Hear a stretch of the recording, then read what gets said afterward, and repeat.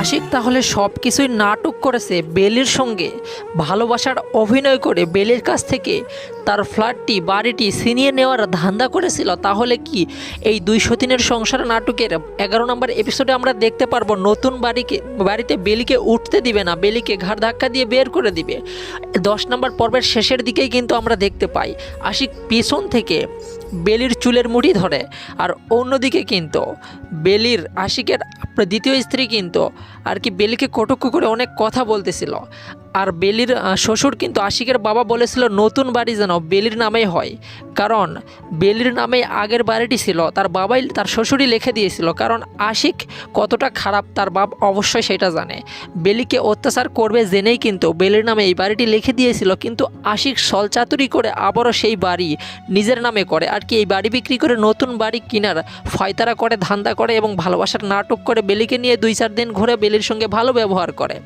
এটা দেখেই কিন্তু বেলি বিশ্বাস করে নেয় আশিককে, যার কারণেই বেলি একবারও দেখেনি দলিলটুকু পড়ে যে সেখানে তার নাম আছে কিনা। অন্যদিকে আশিকের বাবাও চশমা ছেড়ে চলে গিয়েছিল, তার কারণে কিন্তু সেখানে দলিলটি পড়ে দেখতে পারেনি।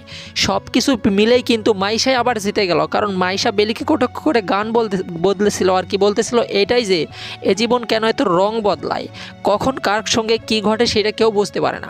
মাইশা কি তাহলে সব কিছুই জানতো? আশিক সাজানো নাটক করেছিল এসব কি ঘটতে চলেছে 11 নম্বর পর্বে, সে বিষয়টি কিন্তু অনেক ইন্টারেস্টিং হতে চলেছে। 11 নম্বর পর্বটি আপনারা খুব শীঘ্রই দেখতে পারবেন নিদ্রা ড্রামা ইউটিউব চ্যানেলে। 11 নম্বর পর্বটি সবার আগে দেখতে নিদ্রা ড্রামা ইউটিউব চ্যানেলটি সাবস্ক্রাইব করে অল নোটিফিকেশন অন করে রাখবেন, তাহলেই কিন্তু 11 নম্বর পর্বটি আপলোড হওয়ার সঙ্গে সঙ্গে সবার আগে পেয়ে যাবেন।